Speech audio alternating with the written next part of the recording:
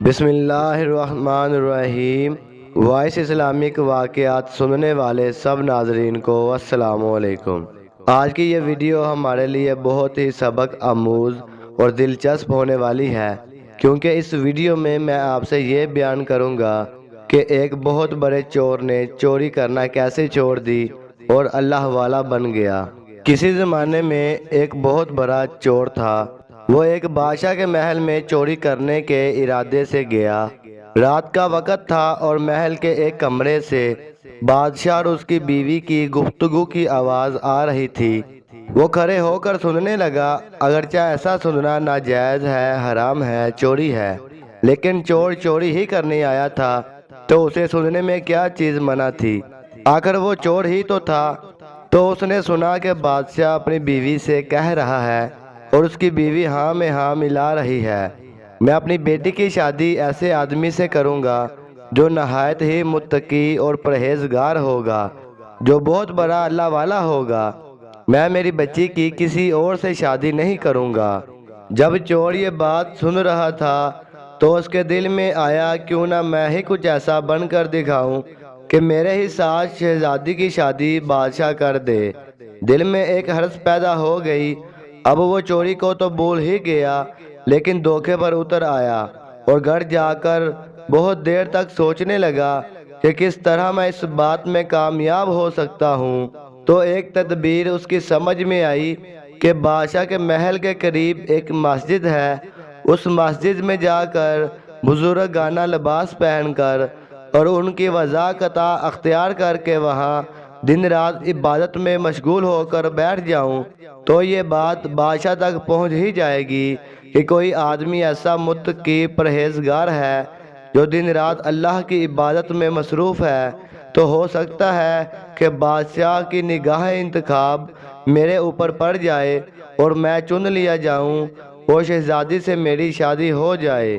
پیارے دوستو، یہ اس کا ایک نہایت ہی حقیر اور ذلیل دنیاوی مقصد تھا جس کے لیے اس نے یہ ارادہ کیا، اور اس نے اپنے پروگرام کے مطابق بزرگانہ لباس پوشاک وضاحت اختیار کر کے اس مسجد میں جا کر نمازوں پر نمازیں، ذکر و تلاوت میں مرکبہ سب شروع کر لیا۔ اب زمانہ چلتا رہا، لوگوں میں شہرت ہوتی گئی کہ کوئی اللہ کے بہت بڑے ولی یہاں آ گئے ہیں جو دن رات عبادت کرتے ہیں۔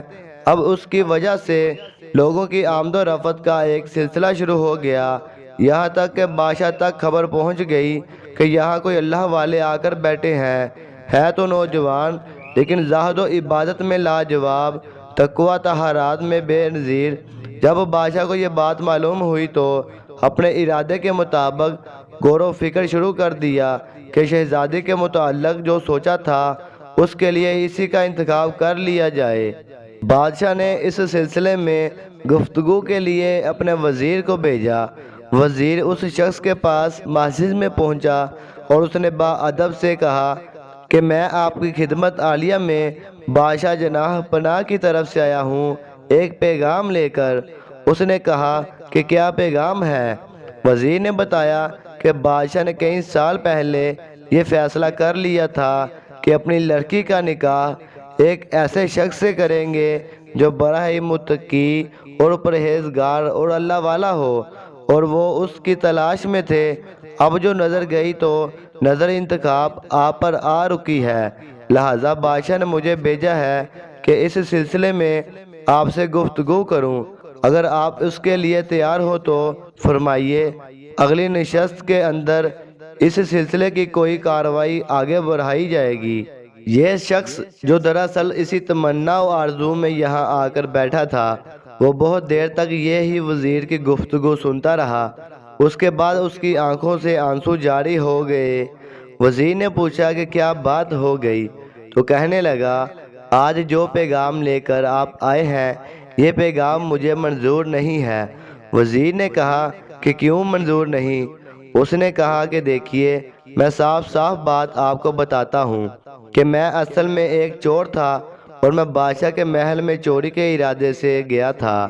پھر جو کچھ بھی ہوا اس کو سنایا، اور اس کے بعد اس چور نے کہا کہ میں نے تو یہ وضاحت اسی حرص کی وجہ سے اختیار کی تھی، لیکن جب میں یہاں آ کر بیٹھا تو خدا نے مجھے اپنا بنا لیا۔